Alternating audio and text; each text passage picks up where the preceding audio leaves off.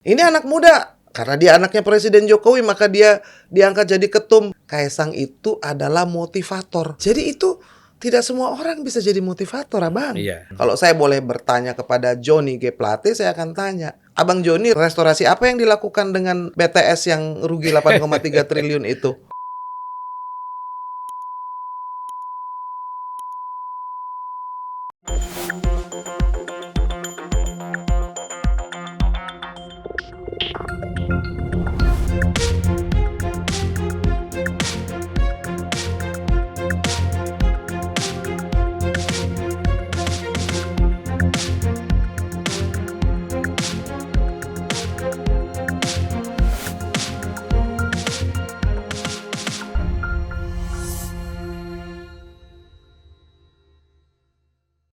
Assalamualaikum warahmatullahi wabarakatuh. Waalaikumsalam warahmatullahi wabarakatuh. Salam sejahtera buat kita semua, terutama kita doakan supaya Inang Yes. Irma Huta Barat, nah saya panggil Inang ya, Ya, karena di podcastnya hampir semua orang manggil Inang. yes. Memperkenalkan Ya, jadi bahasa Batak Bhinneka Tunggal Ya. Ika, Bang. dan saya kan sebenarnya lahir di Medan, besar di Oke, Medan. oke, Jadi kalau oke. orang manggil Inang itu udah biasa ya. Udah tahu ya. Tapi kalau orang lihat KTP saja lahirnya di Aceh. Sebenarnya Abang dari? Saya orang Aceh, tapi lahir di Medan. Oke. Sumatera lah pokoknya, Bang, ya. Sumatera, ya. Nah, jadi ya, Inang ini bernama lengkapnya Irma Natalia Huta Barat. Lahir di Jakarta 25 Desember. Wah, ketahuan umurnya deh. Enggak, saya hanya bilang 25 Desember. Ya, karena saya ingin menjelaskan kenapa ada Natalia. Mm-mm. Karena lahirnya pas hari Natal. Natal, Ya, kan gitu. orang tua zaman dulu. Ya, kalau soal tahun nggak usah lah. Ya, ya kan? ya, ya. Artinya kan tetap punya semangat muda ya. Yes. Aktivis kemanusiaan kan harus selalu kelihatan Selalu aktif. muda ya.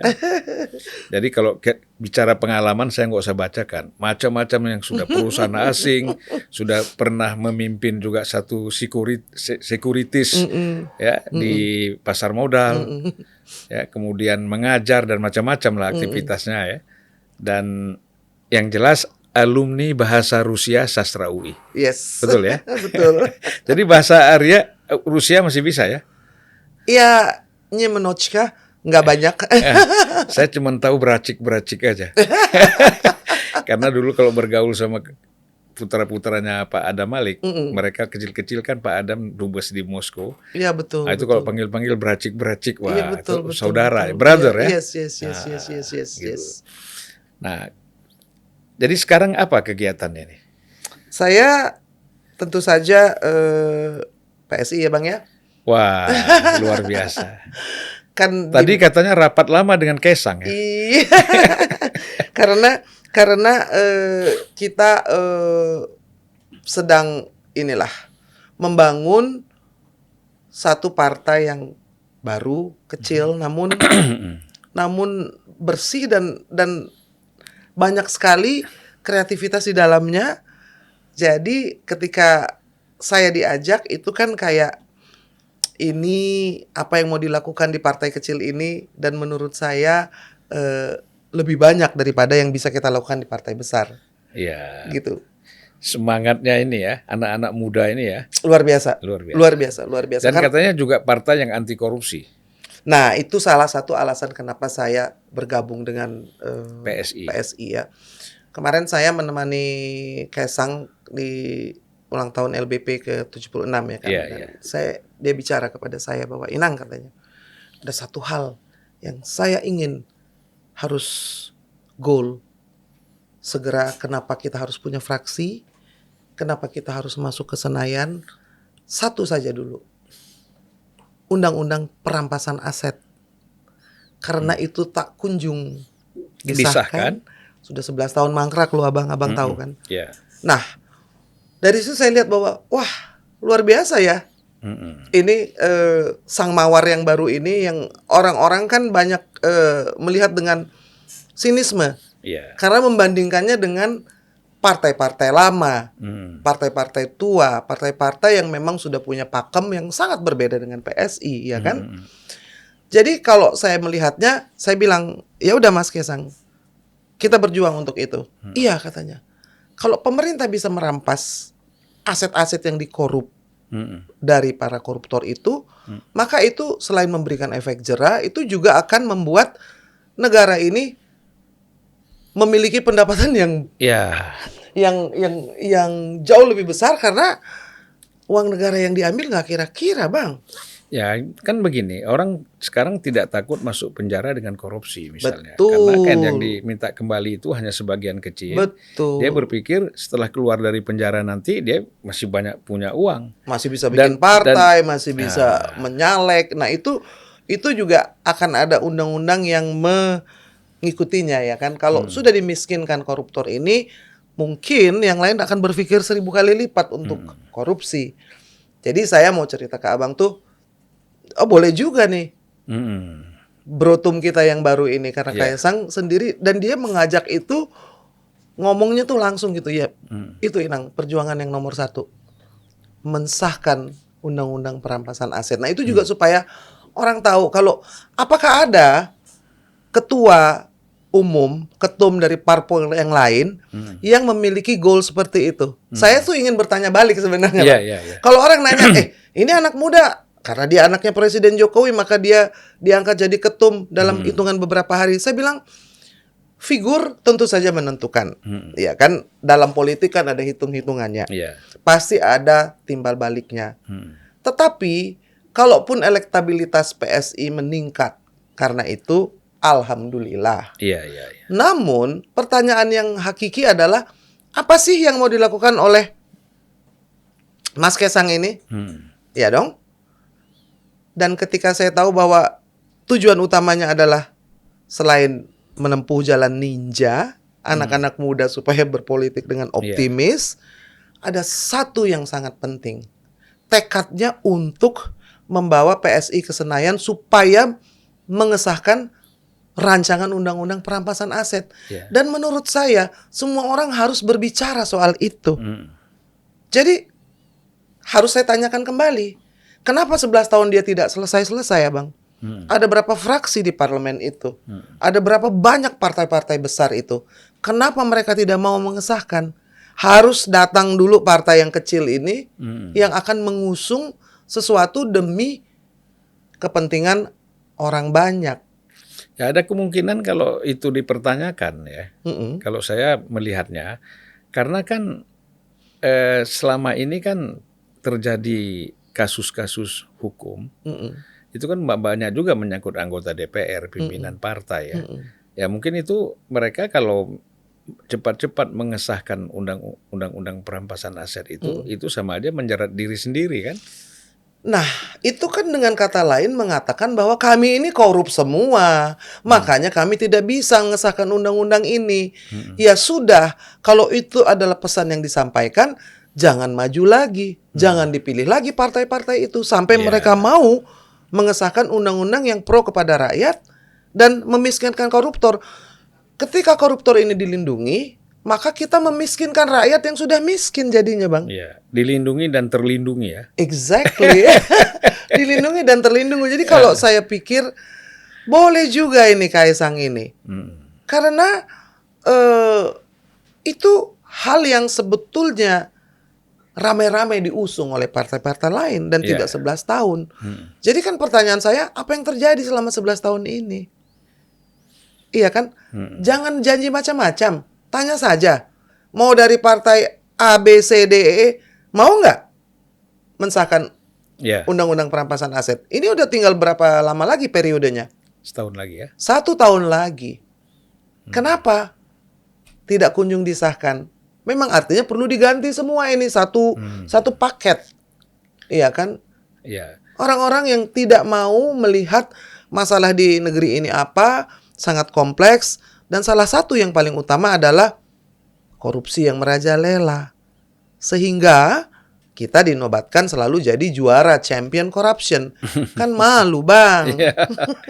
Ya, jadi harapan kita memang ya partai-partai yang baru ini yang sekarang belum ada di parlemen ya seperti PSI dan apalagi Gelora ya. Gelora.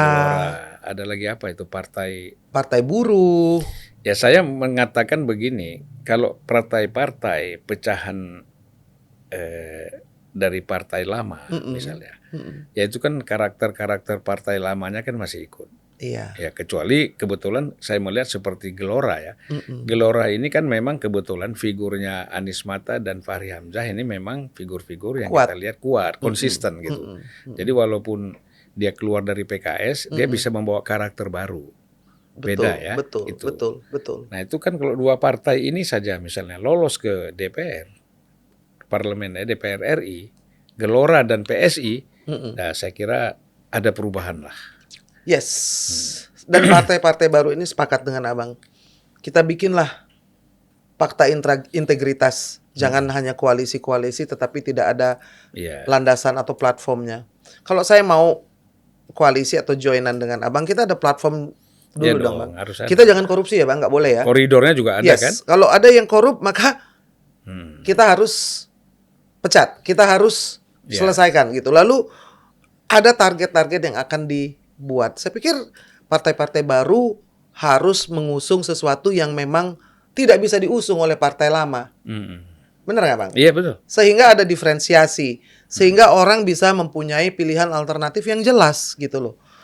Makanya kalau ditanya kenapa sih Inang ke PSI, ya karena hal itu, karena saya masih bisa mengusung Iya. untuk melawan korupsi, untuk kampanye anti korupsi.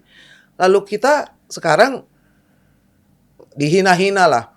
Wah, anak kecil dijadiin ketum. Saya bilang, loh, ini eranya anak muda. Iya, Perusahaan yang maju itu startup, bukan perusahaan-perusahaan gede yang udah korup, yang terlalu banyak nyogok kiri kanan. Tapi perusahaan baru yang bersih, yang memang ingin dibangun dengan sungguh-sungguh. Iya. Dan kita beri kesempatan kepada anak muda.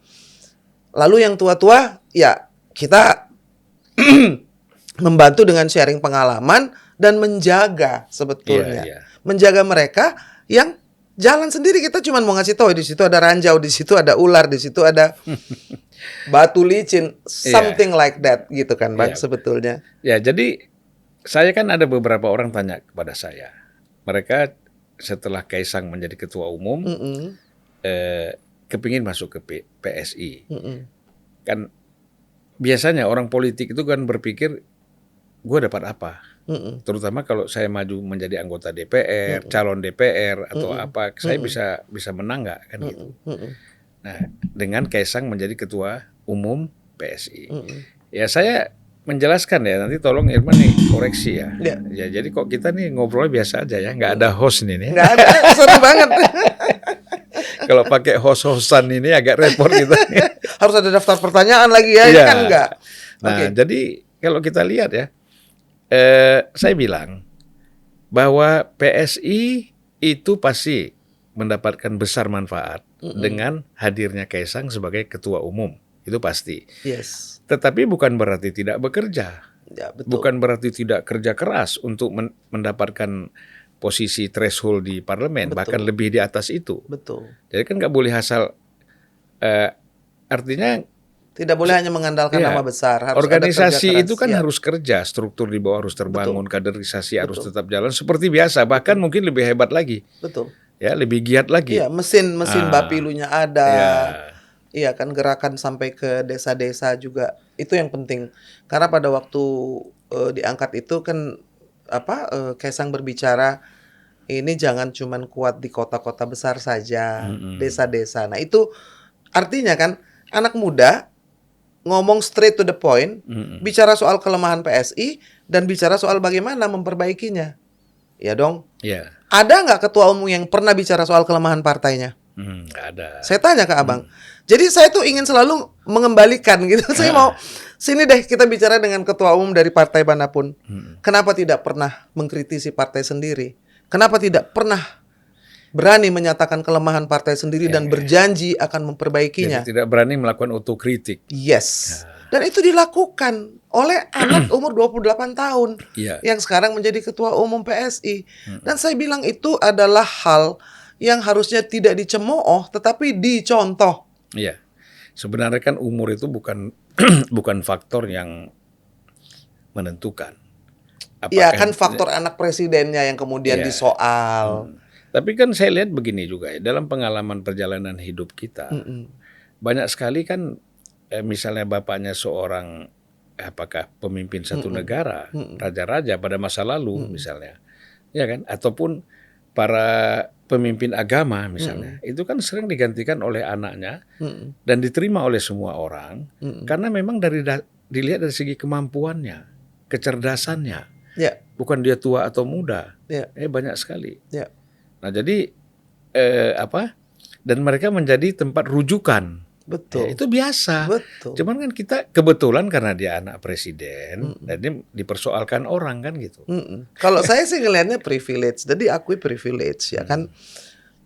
Anak-anak kita juga akan ada privilege-nya kan, karena anaknya Zulfan Lindan, karena anaknya Inang, karena anaknya Irma Huta Barat yang sebetulnya melekat. Jadi kalau saya bilang dulu kan Aristoteles pernah mengatakan bahwa warisan terbaik yang bisa diberikan orang tua kepada anaknya adalah nama baik, bukan harta benda. Iya. Nah, artinya nama baik ini kan diwariskan nih oleh bapaknya Kaisang, yaitu Presiden Joko Widodo. Iya. Karena nama baik itu diwariskan, maka itu menjadi aset atau modal. Iya. Seandainya bapaknya itu tidak memiliki aset itu, maka tidak ada yang bisa diwariskan, kan sesederhana itu sebenarnya, Bang. Jadi kalau ditanya, ya warisannya bagus kok.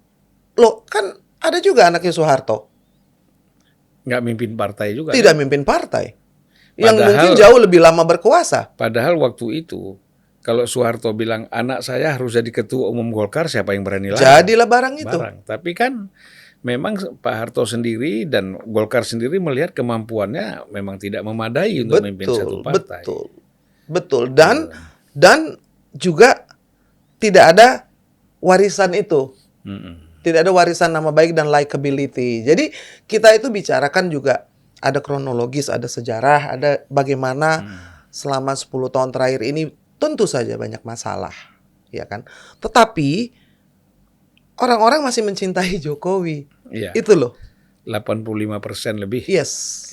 Dan tidak ada satu presiden pun di dunia yang bisa mencapai angka itu. Kalau dibilang Allah itu bikin-bikinan, ya sudah bikin saja survei seperti itu dan tunjukkan kepada saya siapa yang Dan bisa. itu ada pengakuan lembaga internasional. 85%. Iya. Dan yang mendekati itu hanya tapi tidak sampai 65%. Itu Presiden India Narendra. Oh. Yang Sebelum ini ya. ya. Jadi ada hal-hal yang memang menjadi fakta dan saya pikir kalau saya sih riang gembira lihat gimana sih anak muda 28 tahun jadi ketua partai tapi kan dijaga oleh orang-orang hebat juga yang ada di PSI. Jadi jangan menegasikan bahwa PSI itu punya kok orang-orang hebat. Grace Natali itu hebat loh. Iya. Iya kan? Ada Andi Budiman, ada Giring, Ada Uki, Dede Uki, ada Isyana, ada Sheryl. Dan itu adalah ada Brochan, ada orang-orang. Jangan lupa juga ada Valdo Maldini. Ada di situ. Valdo Maldini. Ada orang-orang muda dan orang-orang. Grace bilang saya udah nggak bisa dibilang muda lagi nih, Inang. Dulu iya waktu di awal, sekarang saya udah kepala 4. Artinya ya ada orang-orang yang akan menjaga partai ini dan juga menggawangi Kaisang, ya kan? Jadi dalam hal ini optimisme itu tumbuh, Abang. Ya. Itu yang penting. Betul. Jadi satu lompatan menurut saya ya. Banyak kan anak-anak muda menjadi ketua umum partai atau pimpinan partai karena kan bapaknya itu didirikan oleh orang tuanya kan. Misalnya AHY menjadi ketua umum partai kan faktor SBY. Karena SBY menjadi sebagai bukan pendiri ya. SBY katakanlah petinggi di partai itu. Ya kan? Nanti juga mungkin di Nasdem anaknya Surya Paloh juga memegang posisi strategis. Prananda seperti Puan juga ya, di Prananda itu kan ketua Bapilu di Nasdem. Oke. Nah, artinya kan itu kan faktor Surya Paloh, gitu ya. Lalu sama saja Puan, misalnya di PDIP, dan mungkin banyak partai-partai lain yang seperti itu. Tapi kan ini boleh dibilang ya, artinya dia memang diminta secara internal oleh kawan-kawan yang ada di dalam partai Betul. PSI ini gitu Betul. loh. Kalau kita belajar soal bagaimana kultur di negeri ini ya kan Abang ya, itu Bapak Esopo atau bapaknya siapa itu penting banget masih. Iya. Dan itu adalah faktor yang masih dipegang oleh sebagian besar rakyat dan pemilih. Iya. Dan itu mau kita berdebat secara intelektual, secara akademis, fakta di lapangan itu ditanya, itu anaknya siapa? Hmm. Jadi benar dong bahwa warisan terbaik adalah nama baik itu Iya. masih berlaku. Dan saya pikir itu menjadi aset sehingga kita orang tua ini juga harus berpikir panjang sebelum melakukan korupsi, sebelum melakukan sesuatu kejahatan. Kenapa? Karena nanti warisan kita kepada anak kita bagaimana? Karena koruptor-koruptor itu akan tetap menjadi koruptor. Kan sekarang ini mantan koruptor, makanya dia boleh nyalek. Saya ingin berdebat, apakah koruptor pernah menjadi mantan? Seharusnya tidak ada. Kalau Abang mantan jurnalis, saya mantan jurnalis, mantan banker, mantan kerja di advertising agency. Jadi ada mantan sebagai profesi. Mantan guru, mantan polisi, mantan tentara profesi. Koruptor emang korupsi itu profesi? Atau mantan bandit misalnya. Mantan bandit. Mantan bandit yang bertobat. Masalahnya, kembali lagi, koruptor tidak akan bertobat kalau hartanya belum dirampas. Jadi saya pikir tadi Abang bicara soal bagaimana mengikuti jejak orang tua. Tidak ada masalah dengan itu selama sang anak bisa membuktikan ya bahwa waktu yang akan mengujinya, lalu juga realita di lapangan yang akan menentukan apakah likability ini saja menjadi modal. Tapi saya sepakat sama Abang, nggak bisa. Ada mesin Bapilu yang harus bekerja. Ada anak-anak di DPP, DPW, dan di DPD yang lebih giat lagi karena mendapat suntikan energi. Mendapat harapan dan optimisme yang baru. Ya saya kira itu ya. Jadi motivasi itu lebih Nah, Abang bener. Kaisang itu adalah motivator. Jadi itu tidak semua orang bisa jadi motivator, Abang. Iya. Karena itu tidak bisa dipungkiri. Jadi kalau dipikir-pikir, ya lebih banyak yang bergembira dan berbahagia karena tiba-tiba pada mendaftar. Sehari itu tambah 1.000 orang yang mau daftar masuk PSI, anak-anak muda yang mau ikutan juga. Dan bukan hanya anak-anak muda, anak-anak baby boomer juga yang seumur-umur kita tiba-tiba mau ikut juga ke PSI. Dan saya bergembira. Oh artinya ini ada gairah baru. Kita perlu gairah baru ini, Bang. Karena kalau partai-partai yang tua itu seperti stagnan. Seperti stagnan, nggak bisa ditanya lagi. Kalau ditanya kenapa nggak ngesahin undang-undang perampasan aset, undang-undang pembatasan uang kartal, itu jawabannya kan memalukan. Belum ada perintah dari ketua umum. Oke.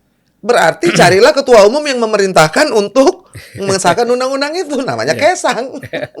Dibalik aja kan, Bang, sebenarnya. Kan kita dengar di parlemen, saya sendiri kaget loh. Abang kan juga pernah di partai. Apa iya harus ketua umum yang menentukan apa yang boleh kamu setujui, apa yang tidak boleh kamu setujui? Ngapain jadi anggota parlemen kalau kayak gitu? Ya, paling tidak kan begini biasanya. Kalau saya ya, saya kalau masuk dalam satu pansus atau panja, saya nggak pernah kontak ketua umum. Even ketua fraksi saya nggak pernah tanya. Oh gitu ya, Bang, nggak pernah, saya jalan aja. Sebagai wakil rakyat? Iya, saya jalan. Misalnya kalau seandainya ketua fraksi atau ketua umum merasa ada sesuatu yang tidak pas, ya silakan panggil saya, kita berdebat. Nasdem misalnya, saya selalu tanya, apakah yang saya lakukan ini bertentangan dengan restorasi? Itu menjadi tagline kita. Nah kalau tidak, kenapa saya tidak boleh, kan gitu. Nah jadi kita kembalikan kepada prinsip-prinsip organisasi. Walaupun itu ketua umum, tapi kita selalu kembalikan. Nah, jadi itu artinya kita menjadi seorang politisi itu memang harus mempunyai jiwa karakter yang bebas. Dan mau berjuang untuk rakyat. Iya, kalau enggak kan ya bagaimana, semuanya tergantung ketua umum. Emang ketua umum bisa ngontrol apa yang terjadi, Iya. ya kan? Iya. Giliran persoalan ini tergantung ketua umum. Giliran terima duit korupsi nggak tanya ketua umum. Diam-diam aja. Ketua umumnya nggak tahu kan? Tapi kan itu memberikan pemahaman yang baru ya ketika Bambang Iya. Pacul mengatakan itu dan disiarkan di seluruh TV Iya. baru kita terperangah gitu. Oh, jadi ternyata harus nunggu ketua umum. Waktu Mahfud menanyakan kenapa undang-undang perampasan aset kok tidak kunjung disahkan gitu. Kalau saya itu ya, saya kan tahu Bu Mega juga, lama saya ya sama Bu Mega ya. Saya nggak yakin tuh Bu Mega nggak setuju undang-undang perampasan aset. Terus terang loh, kita kan bicara secara jujur ya. Kalau dia bilang ini tergantung ketua umum, saya tidak yakin. Masa sih Megawati Harusnya nggak setuju? diklarifikasi dong omongan itu. Ya, tapi kan tipenya Mbak Mega kan nggak begitu. Tapi kan ya harusnya ya Kalau yang, untuk pendidikan publik sih harusnya yang lain ya. Iya, Yang iya, lain yang iya. memang itu klarifikasi Iya, gitu. kenapa kami tidak mengesahkan ini? Nah, jadi kan harus ada alasannya. Ya. Jangan bilang bahwa bos di atas bilang berhenti gitu kan. Seperti tadi Abang bilang benar tuh kalau bertentangan dengan restorasi saya malah ingin bertanya gitu loh. Kalau saya boleh bertanya kepada Johnny G. Plate, saya akan tanya. Abang Joni restorasi apa yang dilakukan dengan BTS yang rugi 8,3 triliun itu? Iya. Dan itu pertanyaan yang real yang harus dijawab ya kan? Iya. Di mana restorasinya? Itu destruction, destruksi yang besar. Bukan merestore tapi merusak. Jadi itu pertanyaan yang harus ditanyakan sehingga tagline itu selaras dengan apa yang dilakukan. Iya. Tidak ada restorasi dalam kasus BTS. Belakangan ini kita jadi ngomongin korupsi ya ini ya Bang ya. Belakangan ini di sidang itu ketahuan bahwa ada 40 miliar yang diberikan kepada pimpinan BPK. Artinya harus ditemukan siapa itu di BPK yang terima 40 miliar. Iya. Kenapa itu bisa terjadi? Sidang itu sampai hakimnya gebrak meja.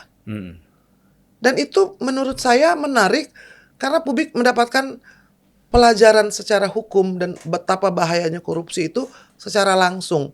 Karena apa? Karena ternyata semua lembaga-lembaga negara yang dianggap sudah wajar tanpa pengecualian dari BPK sekarang dibantah berarti. WTP itu nggak laku loh. Pada waktu urusan BTS itu WTP. Kenapa banyak uang berpuluh-puluh miliar yang melayang kepada BPK, parlemen, lalu juga orang-orang yang menjadi markus pada waktu itu. Dan itu nama-nama itu harus memberikan pertanggungjawaban publik kalau menurut saya, Bang. Ya itulah makanya rakyat ini di dalam memilih partai itu jangan hanya melihat pidato dan slogan yang disampaikan.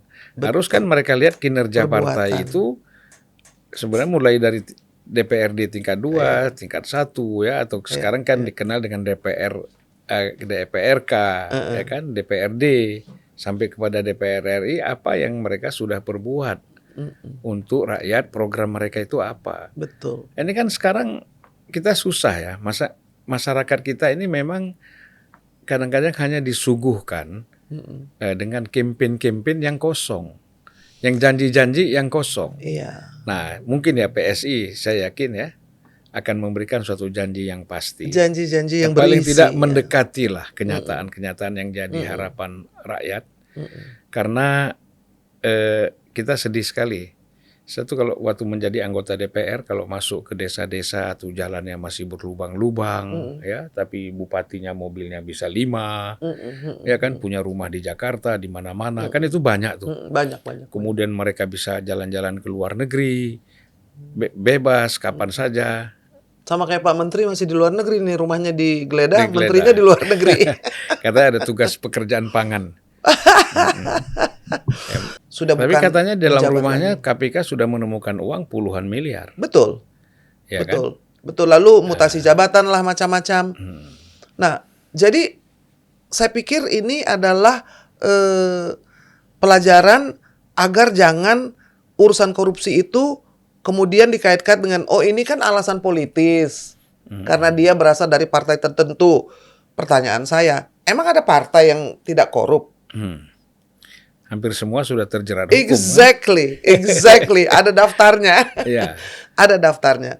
Dan mudah-mudahan PSI tidak akan pernah memiliki daftar itu. Kalau kami sudah berjanji ada yang korup atau ada yang memungut gratifikasi, suap segala macam yang merugikan, bukan keuangan negara ya, ngambil pungutan dari calon legislatif saja dipecat langsung.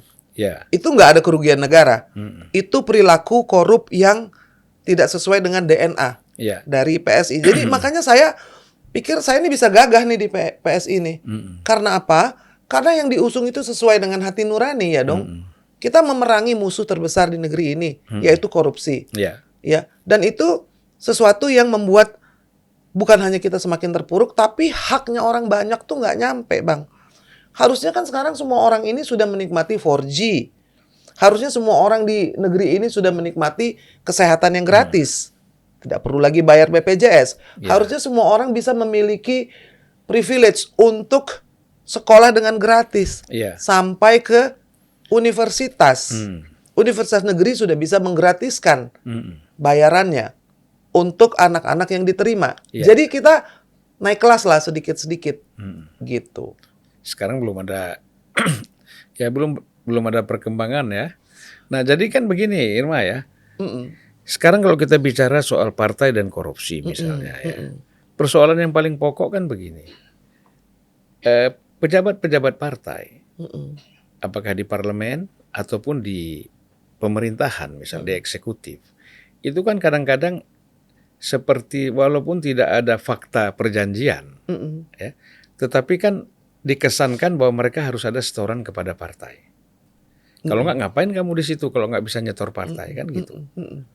ya kan? Nah kalau itu yang terjadi, ya pasti orangnya kadernya jadi korupsi dong, Iya, karena jadi kayak karena harus ada setoran ke partai misalnya. kayak supir angkot dibikin jadi anggota parlemen itu ada Iya, setoran. kasihan kan. Iya. So kawan-kawan ini tidak ada niat untuk mau korupsi, ya kan, baik mereka di eksekutif ataupun di legislatif. Tetapi kan kadang-kadang ya, yang terkesan kan, wah ini masa saya mempertahankan jabatan atau posisi ini karena posisi ini kan yang diberikan oleh partai. Mm-mm. Oleh karena itu ya saya harus melakukan sesuatu apa untuk partai supaya posisi saya bisa bertahan. Mm-mm. Ya kalau enggak saya bisa diganti kan. Apakah itu harus selalu uang? Padahal ada gagasan, ada program, ada networking yang bisa membuat partai itu menjadi besar. Tapi kan itu nggak konkret. Konkret itu uang ya. Dianggap ya kan. Networking bisa buat kita memiliki banyak peluang ya kan, yang nanti ujungnya akan menguntungkan partai juga, tapi dengan cara-cara yang terhormat, bukan dengan memeras para anggota partai yang duduk di parlemen untuk Ya nyetor. itu kalau kita menggunakan akal sehat. Makanya di PSI nggak dipotong gaji parlemen anggota DPR sama sekali, Bang. Ya sebenarnya gaji parlemen itu kecil kan. Iya betul, tunjangan yang gede ya Bang ya. Tunjangannya gede. Mm-mm. Jadi kalau kita lihat tunjangan juga nggak besar juga sih. Total kalau kayak saya ya, biasanya dulu buat pulang uang tuh total dengan gaji, tunjangan dan segala macam tuh 64 juta.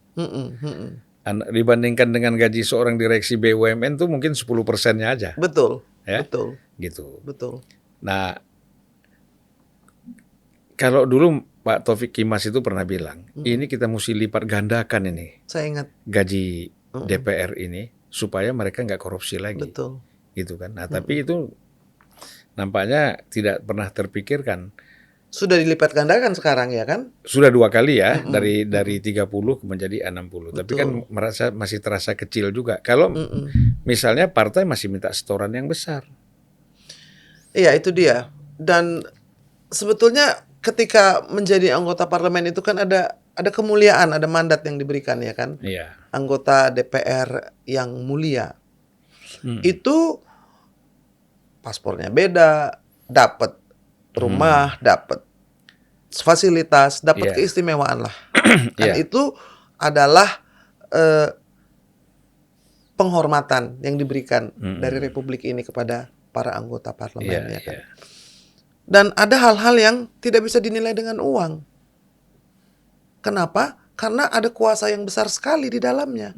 Untuk ada hak budget, ada hak interpelasi, ada hak angket yang tidak dimiliki oleh direktur bank atau seorang konglomerat sekalipun. Jadi menurut saya, kalau kita melihat apa yang diterima, kesejahteraan, kemuliaan, dan uang, ini tiga-tiganya ini tidak sama, tetapi anggota DPR tuh mendapatkan lebih tinggi dari seluruh Ya, mereka punya profesi yang lain. otoritas yang sangat besar. Misalnya Exactly, seperti bisa manggil siapa aja, Bang. ya, manggil siapa saja, kemudian mereka lakukan fit and proper test. Exactly. Ya, Mahkamah Agung, Judicial Exactly. Lembaga Yudisial, Betul. MK, Betul. KPK, Betul. Polri, Betul. ya, Betul. kemudian Panglima TNI, macam-macam. Polisi Dubes-dubes. bisa panggil orang, Kapolri bisa dipanggil oleh Ya. anggota parlemen. Nah, hal-hal seperti itu kan adalah hal yang membuat bagaimana setiap anggota DPR ini memaknai kehormatan dan kemuliaan itu. Nah, ini kan belum terlihat. Itu bisa tercapai ketika tidak ada transaksi di situ. Transaksional akhirnya itu yang Ya, bahaya. itu Benar-benar. Selama ada transaksi kan susah. Ya susah, Bang, orang ngurus 3.000 triliun. Makanya kan pertanyaannya di DPRD DKI saja yang cuma 90 triliun. Itu PSI cuma punya wakil 1. Dan itu banyak sekali yang dikritisi. DPRD Iya. 90 triliun. Ini yang ribuan triliun ini nggak pernah ada masalah. Kan aneh. Kenapa sih kok nggak pernah?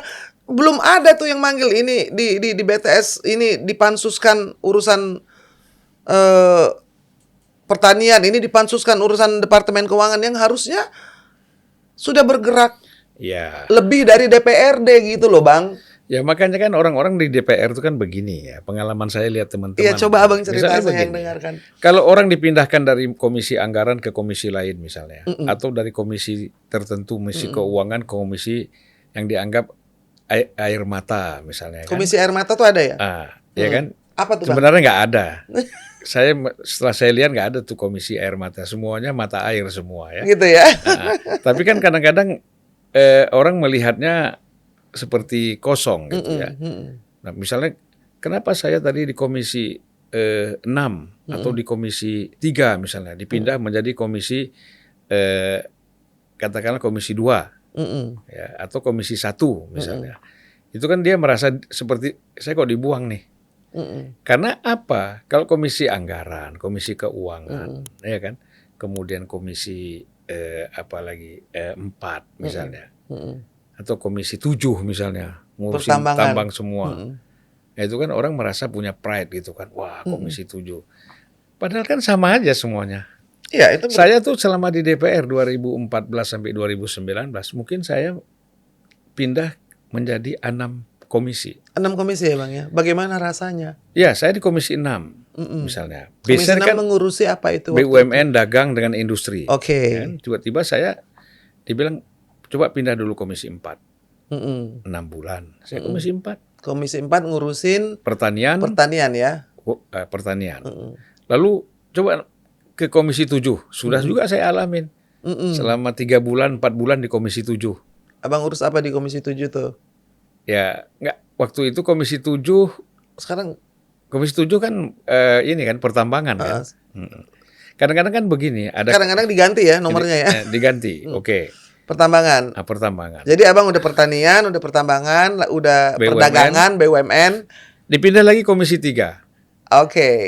Karena waktu itu berkaitan dengan fit and proper test KPK. Oke. Ya Itu kan? kepolisian, KPK di Ya, situ ya. Tapi saya selesai dengan KPK itu, dibalik lagi komisi 7. Pertambangan lagi. Ya. Sempat juga komisi 1. Karena waktu itu kita Itu yang luar fit and negeri. proper test KPI ya. Yes. Oh, itu termasuk penyiaran dan kominfo ya? Ya. Oke. Berarti Abang udah keliling ya? Udah keliling. Nah, jadi apa? Bahkan pernah juga komisi 2 gitu ya. Jadi saya nikmati aja. Iya. Ya muter-muter gitu perlulah kita tahu pengalaman ya gitu. Walaupun pada masa PDIP dulu tahun 1999 sampai 2004 saya tuh 4 tahun di komisi 1. Iya. Ya, jadi waktu itu Panglima TNI-nya mulai Pak Wiranto sampai Pak Indiartono ya. Iya.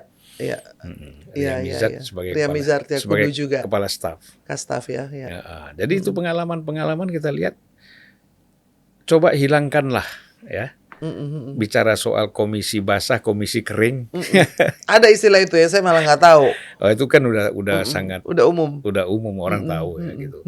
Nah, itu yang harus dihindari sehingga apa? Semua komisi adalah ladang Iya. untuk berbakti gitu kan ya, Bang ya? Gitu. Iya. Karena kan yang kita urus ini kan banyak hal ya, Iya. terutama bayangkan kalau kita misalnya megang di Komisi Pendidikan Mm-mm. atau Komisi Agama. Mm-mm. Di situ kan sebenarnya banyak aspek untuk meningkatkan kualitas orang beribadah dan kualitas sumber daya manusia kan. Dalam pendidikan Wah, kalau nasional itu kita, uangnya ya. banyak ini kan sebenarnya ya kalau kita bicara soal transparan, Mm-mm. ya mungkin menteri-menteri itu kan juga mengeluh kan, gitu loh. Mm-mm. Wah ini harus ada ini, harus ada itu, segala macam kan. Mm-mm. Ya akhirnya mereka juga bingung ngaturnya gimana nih. Nah, ini menarik nih. Abang bilang transparan ya. Tadi kan kita ngobrol dari mulai soal bagaimana Kaisang ingin mengangkat ini supaya RUU perampasan aset, lalu perilaku, dan sampai abang cerita soal di komisi-komisi yang berbeda. Nah, apapun komisinya, apapun kementeriannya, sebetulnya jawaban dari bagaimana mengadakan perbaikan itu adalah transparansi, salah satunya abang yang paling Iya, penting. iya. Kenapa menteri ini mengambil kebijakan ini? Berapa budget yang diberikan untuk pendidikan dasar, menengah, sampai ke S1? Itu yang dari satu sisi semua orang bisa melihat porsi untuk pendidikan ini udah cukup atau belum, Iya. sampai atau tidak. Dan itu sekarang sudah ada yang namanya website. Iya. Memang belum bisa diakses kepada semua orang sampai ke desa-desa. Tetapi setidaknya ketika ada transparansi terhadap budget dan program itu, maka semua orang akan merasa ikut menjaga dan ikut memiliki. Iya dong Bang. Ya kita ini kalah dengan Afrika ya. Kalah ya Bang ya? Saya ambil contoh gini, kalau bicara transparansi dalam aspek lain misalnya. Di Afrika itu, ini kan dalam penggunaan teknologi ya. Misalnya berapa sih harga bahan pokok tertentu yang dihasilkan oleh rakyat, di market itu berapa?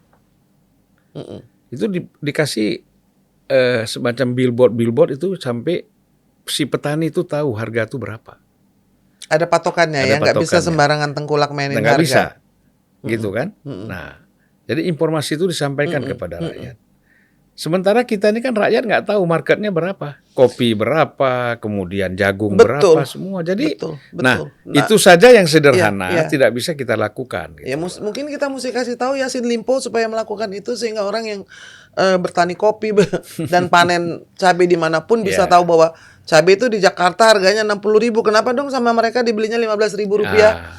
Artinya ada 4 kali lipat, ada 400% keuntungan. Margin 400 kan besar sekali Bang.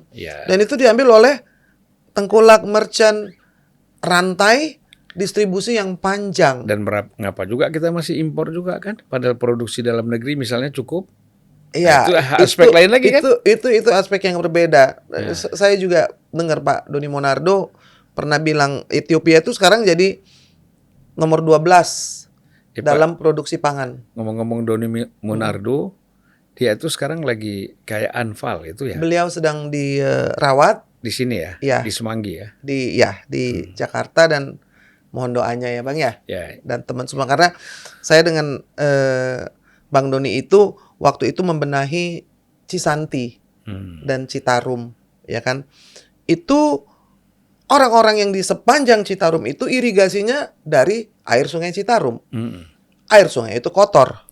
Sehingga 50% dari panen itu kopong atau kosong. Artinya petani menderita karena air yang kotor. Air yang kotor disebabkan ada 2.882 pabrik yang setiap hari membuang limbah ke dalam Sungai Citarum.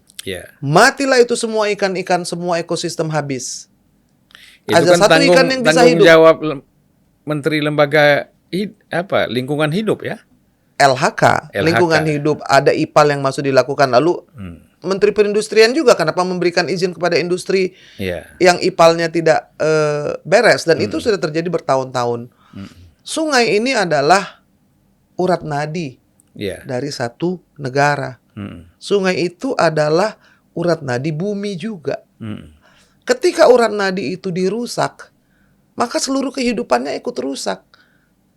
Anak-anak yang tidak mendapatkan air bersih, aksesnya air kotor dari Citarum itu kekurangan gizi, stunting, Iya. sakit ginjal, sakit liver, dan itu klaim BPJS-nya menjadi sangat tinggi di Jawa Barat, di bantaran Citarum. Nah, hal-hal seperti itu kan harus dilakukan transparansi. Kenapa ini pabrik-pabrik masih tetap membuang Limbah. limbah? Siapa yang memberikan izin? Kenapa tidak dicabut? Kenapa tidak ditutup? Kenapa sampai tahun 2023 ini belum juga berhenti yang membuang limbah itu? Jadi cuma ada satu spesies ikan yang masih hidup di Citarum, namanya ikan sapu-sapu, Abang. Dan itu ikan yang makan kotoran, yang makan merkuri. Nah, tadi Abang bilang kalau di Afrika mulai dengan ada harga yang dijadikan patokan, artinya petani itu bisa memperkirakan penghasilan mereka berapa. Kalau sekarang ini kan masalah irigasi aja membuat pertanian mereka menjadi gagal panen. Lalu juga belum lagi mereka menjualnya jadi rugi, harus berhutang lagi untuk beli pupuk lagi. Terus seperti lingkaran setan yang kalau tidak didobrak, ya nggak berubah. Yang namanya petani selalu menemui kesulitan. Nggak, nanam sulit, cari pupuk sulit, panen juga sulit. Nah, itu hal-hal yang menurut saya harus dipikirkan ke akar masalahnya gitu loh, Bang. Kalau Menteri Pertaniannya lagi di luar negeri, lalu juga banyak terlibat kasus, saya tidak melihat ada dari Departemen Pertanian yang hadir di Citarum itu ketika panen mereka itu anjlok sampai 50%. Tidak ada yang membenahi irigasinya. Tidak ada yang kemudian turun untuk kasih tahu jangan pakai pupuk kimia, kalau tidak punya uang lagi, buatlah pupuk yang organik. Dan orang sudah lupa bagaimana membuat pupuk organik. Sehingga kualitas air dan kualitas tanah kita itu udah rusak sekali, Abang. Jadi kita itu ngelihat masalah di hilir, sebetulnya di hulunya ini masalah. Jadi waktu saya dengan Pak Doni membersihkan Citarum dan Cisanti hulunya itu, kami mengerjakannya tidak memakai APBN atau APBD. Dan itu selamatlah satu masalah. Hulunya selamat, sumber airnya selamat.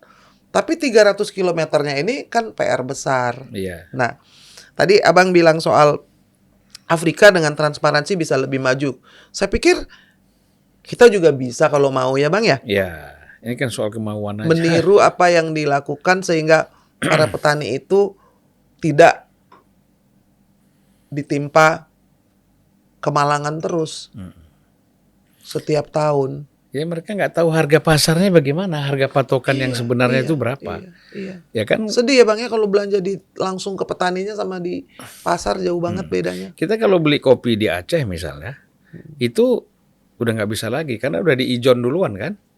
Masih belum berbuah aja sudah dibayar. Ini sekian kilo kan kasihan masyarakat kita. Disinilah diperlukan ada perlindungan.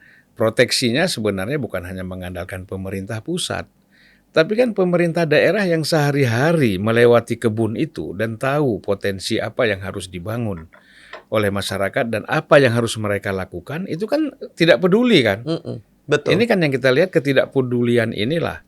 Atau istilah kerennya katanya tidak hadir di tengah-tengah masyarakat. Ya mereka udah nggak peduli lagi. Jadi concernnya itu udah nggak ada ya. Ya karena mereka korup, Abang.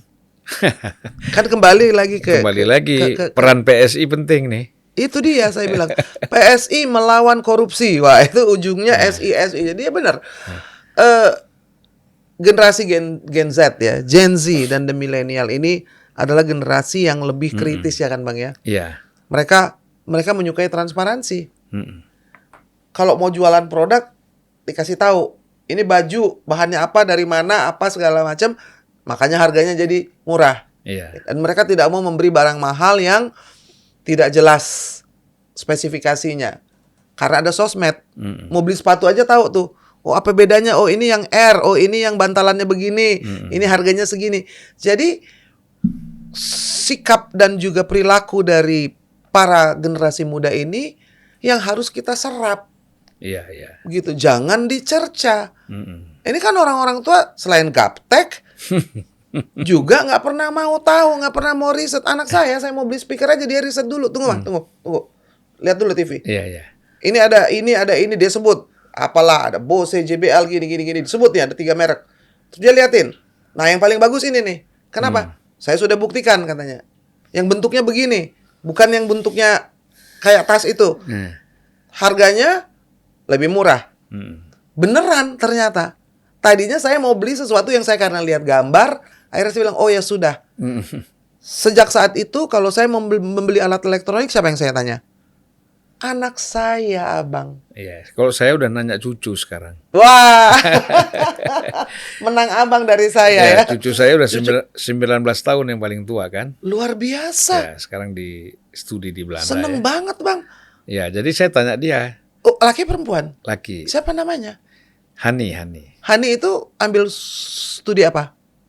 Dia harusnya sudah studi, mau ngambil studi Law and Finance ya. Wih, keren banget. Oh, 19 tahun. Cucu saya 11. Waduh, kaya raya. Kaya raya ya, Kaya 11 raya Abang ini. punya cucu 11. Abang waktu itu kawin muda? Dua-dua lah. Ih, hebat banget. Belum pernah ada yang nanya Zulfan Lindan dua-dua keren. Makanya cucu Itu saya kan nikah muda tuh gara-gara Bung Karno kan. Oh gitu. Iya, saya baca buku di bawah bendera revolusi. Bung Karno tuh bilang seorang marhen nggak usah tunggu kasur mental-mentul. Yang penting ada tikar sama periuk nasi udah menikah. Jadi nggak ada modal rumah kasur, nikah aja dulu ya Nikah Bang aja ya? dulu. Nekat. Tapi kan 22. ya modal saya cuma jadi apa itu istilahnya reporter di Suara Pembaruan aja dulu Iya, kan. saya ingat ya zaman itu ya, Suara Pembaruan ya. Itu pun bukan reporter tetap, pembantu reporter Ada istilahnya. Tides ya. Ya Tides, Jopi Lasut. Iya, Yopi Lasut. Di situ. Iya kan sama Sinyal ya. Di Ya, situ juga. Daud Sinyal. Ya? Daud Sinyalnya teman saya itu. Iya. Panda gitu juga kan, Panda Nababan. Yes. Ya, orang-orang alumni SP Suara Pembaruan tuh boleh ya. Sinar Harapan. Sinar Harapan masih. Ya. Habis itu jadi berubah kan Suara Pembaruan. Iya. Saya kenal tuh Sinar Harapan tuh. Inza tuh satu SMA sama saya. Ya, di Cawang kan. Iya. Oke, saya mungkin masuk ke ini. Waktu kita masih ada, tersiksa lah bangsa 5-10 menit ya. Saya mau tanya Abang, emang Abang terus anaknya berapa jadinya waktu umur 22 menikah itu? Anak saya? Anak saya 5 kan? Iya, jadi umur 23 udah dapet anak ya? Umur 24? 24 lah. Hebat. 24. Umur 40 udah punya cucu. Hebat. Makanya justru saya sampai terperangah. 19 tahun? Iya, 19 tahun. Iya, sekali-sekali harus tahu Zulfan Lindan punya cucu 19 tahun sudah bersekolah dan kuliah di Belanda. Hebat. Ya, Salut. Ya, ada juga cucu saya itu sekarang di Akademi Bola di Amsterdam ya. Oh, dia suka bola. Yang nomor 2. Adiknya Hani. Ya. Namanya? Mirza. Jadi dua laki-laki di Belanda nih? 3, satu lagi perempuan. Satu lagi perempuan di Belanda juga? Ya, Mika lah. Ngambil Mikala? Ya enggak, masih inilah, masih SMA ya. Masih SMA di sini? Di sana. Di Belanda? Semua di sana. Oh, karena bapaknya itu mau ngambil S3 di Leiden kan. Oh, di Leiden. Jadi anak ikut semua lah. Luar biasa. luar biasa.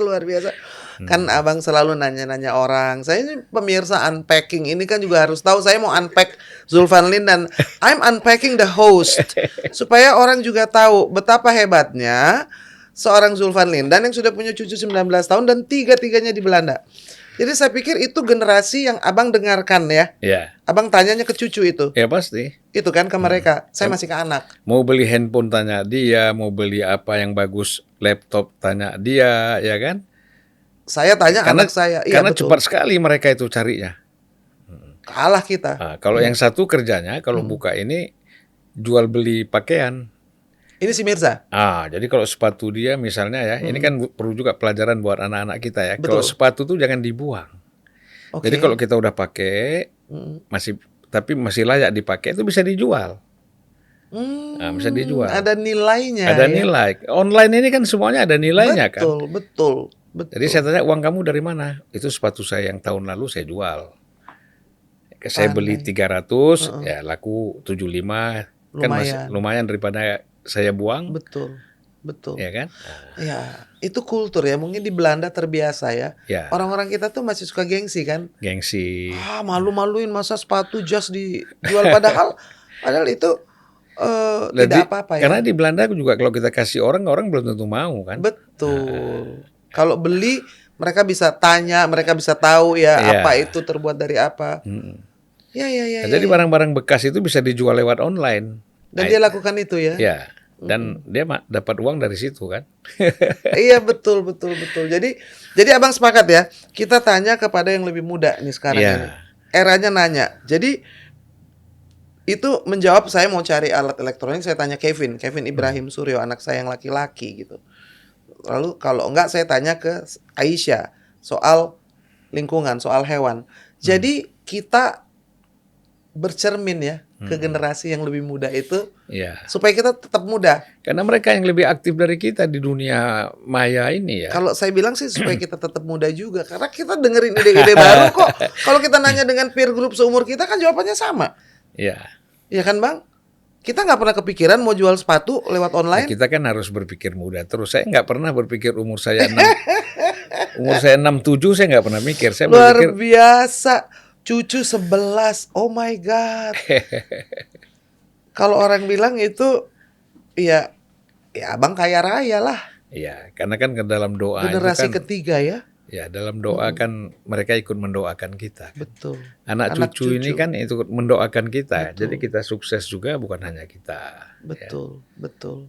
Ada doa-doa mereka ya Iya. di jalan sukses kita.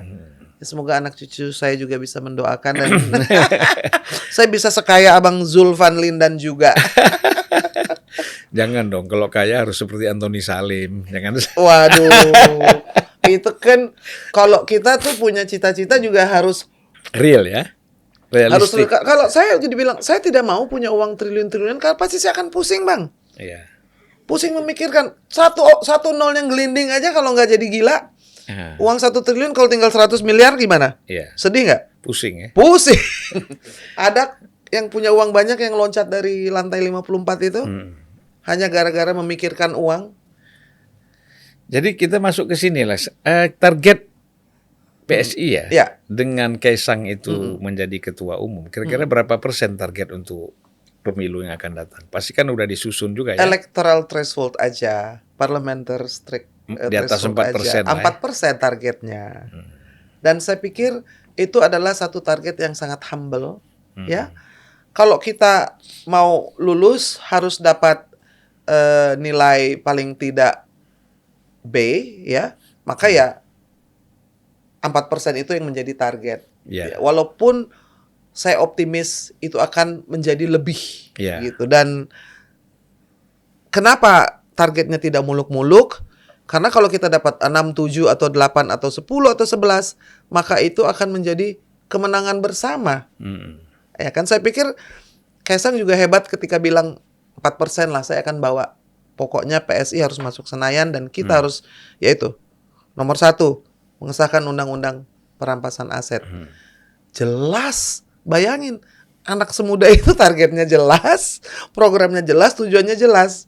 Jadi saya pikir apapun yang dipertanyakan oleh partai-partai yang sudah lama dan menganggap sudah tua, sudah lebih berpengalaman, jawabannya satu, saya ingin mengembalikan pertanyaan kepada mereka semua. Kapan mau mengesahkan undang-undang perampasan aset? Kenapa tidak disahkan? Berikan penjelasan kepada publik. Katakan kepada kami, katakan kepada Kaisang, kenapa itu tidak disahkan? Iya. Sederhana. Nah, Nggak ada yang bisa jawab paling Nah, pasti, Bang. yang penting ini, mudah-mudahan anak-anak muda ini ya, generasi muda kita, ya, itu nanti ketika menonton apa yang disampaikan oleh Inang ini, mereka menyadari bahwa partai yang dipimpin Kaisang dan partai anak muda ini itu mempunyai pikiran-pikiran yang real dan strategik untuk kepentingan bangsa dan brilian. Ini paling penting. Brilian. Baik, Thank Inang, you so much, Abang. saya sebenarnya kepingin ngobrol lagi lebih panjang ya. Tapi Kita memang- mesti cari waktu lagi, Bang. Ya, masih. Kalau perlu kita berseri ngobrolnya ya. Boleh, Santai-santai. boleh, santai-santai. Saya Jadi- cuma mohon dukungan dan doa Abang saja. Ya, insya Allah saya doakan Amin. PSI bisa di atas 4% ya, Yes. dan Kaisang memimpin PSI juga sukses. Amin, amin. Ya, istilahnya begini, kita kalau kita ingin jalan lurus, kita nggak usah dengar suara kiri kanan. Betul. Karena kalau kita dengar suara mereka, dia bilang, ini pernah pesannya Nabi Muhammad kepada Ali bin Abi Thalib. Apa bunyinya? Ya Ali, katanya, tidak akan mencintaimu orang munafik dan tidak membencimu orang yang mukmin. Orang munafik, walaupun kamu kasih uang kamu sampai kamu miskin, mereka tidak akan menyenangi kamu. Betul. Tapi orang beriman, kamu tidak memberikan apa-apa, tetap mereka mencintai kamu. Nah, jadi kita jalan aja. Betul. Ngapain kita mendengar orang munafik, orang begini segala macam? Mendapat, Yang kita dengar orang yang yakin sama kita aja kan? Betul. Ya? Betul. Bukan karena kita kasih uang, karena kita kasih janji, tapi mereka memang mendukung kita karena keyakinan gitu. Iya. Oke, Kak. Sepakat. Oke, Inang, sampai jumpa lagi. Thank you so much, Abang. Lain kali kita juga bicara-bicara soal dunia mistik ya. Ya, boleh.